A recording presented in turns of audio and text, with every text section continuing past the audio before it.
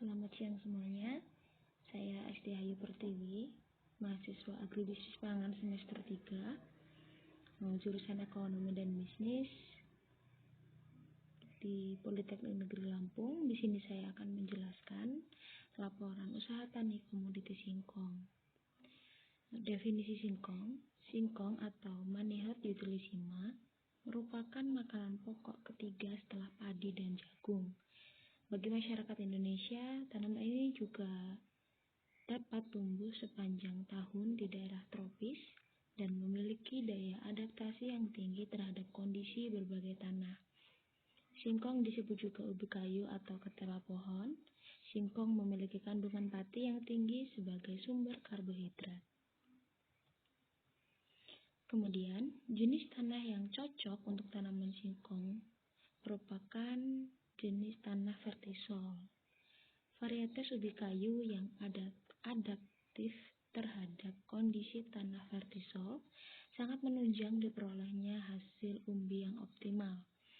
Pada lahan kering, tanah vertisol, unsur hara fosfor dalam tanah sangat mudah terfiksasi oleh ion Ca menjadi senyawa fosfat atau apatit yang tidak tersedia bagi tanaman. Unsur hara Ka atau kalium dalam tanah yang bersifat mobile mudah tercuci atau mudah terangkut oleh aliran air ke tempat lain. Di sini unsur hara Ka perlu mendapat pertimbangan dalam melakukan pemupukan pada tanaman ubi kayu, khususnya di lahan kering vertisol. Kemudian peranan nitrogen, fosfor, dan kalium untuk tanaman. Untuk nitrogen sendiri yaitu berperan penting sebagai penyusun klorofil yang menjadikan daun berwarna hijau. Kemudian peranan P atau fosfor dalam penyimpanan dan pembinaan energi merupakan fungsi terpenting karena hal ini mempengaruhi proses metabolisme dalam tanaman. Kemudian peranan kalium untuk tanaman yaitu berpartisipasi dalam berbagai proses metabolisme supaya mempunyai aktivitas yang tergantung sepenuhnya atau distimulasi oleh ion K+ dan sebagian besar tipe reaksi enzim katalis diaktifkan oleh K+.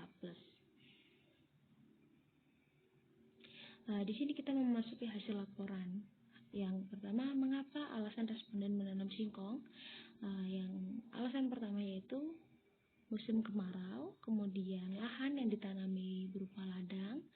Yang ketiga, perbaikan irigasi dari pusat perairan yaitu di daerah Werarem. Kemudian, usaha tani yang dilakukan dengan lahan rata-rata 1 hektar adalah menggunakan bibit Thailand, buta ijo, dan kasesat. Di sini kita berbicara mengenai biaya variabel. Biaya variabel merupakan biaya yang dapat berubah-ubah sesuai kondisi seperti benih, pupuk area, pupuk KCL, SP36, insektisida, herbisida, dan lain-lain.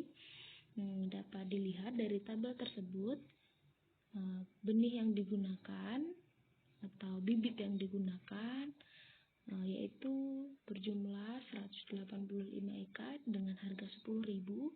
Jadi total benih atau bibit yang dibeli singkong yaitu 1.850.000. Kemudian pupuk area, pupuk SP36, pupuk KCL dan seterusnya dapat dilihat dari tabel, yaitu total biaya variabel sebesar 9.565.000. Nah, kita berbicara kemudian tenaga kerja. Dapat dilihat dari tabel, tenaga kerja tetap berasal dari dalam keluarga yang dilakukan oleh petani itu sendiri. Jenis pekerjaan tetap yang dilakukan yaitu perawatan, kemudian upah yang sudah ditetapkan di daerah Tulang Bawang Barat, khususnya di Kecamatan Kartaraya dan Tumi Cecar yaitu 60.000 per hari ongkos kerja. Nah, di sini kita berbicara mengenai produksi, dapat dilihat dari tabel juga. Penjualan singkong yaitu sebesar 186.825.000, kemudian biaya tetapnya 1.110.250, penyusutan 810.250, biaya pajak 300.000, kemudian untuk keseluruhannya dapat dilihat dari tabel. Dengan di situ dapat dijelaskan dengan rasio atau RC sebesar 4,370, artinya usaha singkong mengalami keuntungan, yaitu setiap Rp1 yang dikeluarkan untuk usaha singkong memperoleh penerimaan sebesar Rp4,334. Dengan kemudian BC rasio yaitu 3,370, yang artinya usaha jagung mengalami keuntungan, yaitu setiap Rp1 yang dikeluarkan untuk usaha jagung memperoleh penerimaan sebesar Rp3,370. Mohon maaf, di situ ada salah penulisan. Yang benar merupakan tata niaga.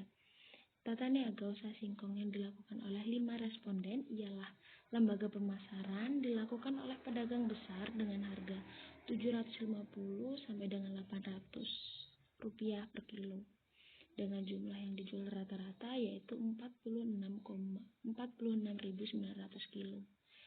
Cara penjualannya yaitu dilakukan melalui pengepul. Kemudian kelembagaan. Aspek kelembagaan 5 responden yang kami wawancara ialah 3 responden yang mengikuti keanggotaan kelompok tani yang diberi nama kelompok karya bakti, dan 2 orang lainnya tidak mengikuti kelompok tani. Selanjutnya, sistem usaha tani. Sistem pertanian yang dilakukan 5 responden merupakan ciri-ciri pertanian usaha tani modern yang sudah menggunakan traktor untuk membajak tanah. Sistem pertanian dipengaruhi oleh iklim dan cuaca. Di daerah ini, iklim dan cuaca sangat mempengaruhi proses kegiatan usaha tani. Di daerah ini menggunakan sistem irigasi atau pengairan. Kemudian inovasi, peningkatan teknologi peralatan pertanian, yaitu menggunakan pengolahan lahan dari cangkul menjadi traktor untuk memudahkan proses pengolahan tanah sebelum melakukan usaha tani singkong.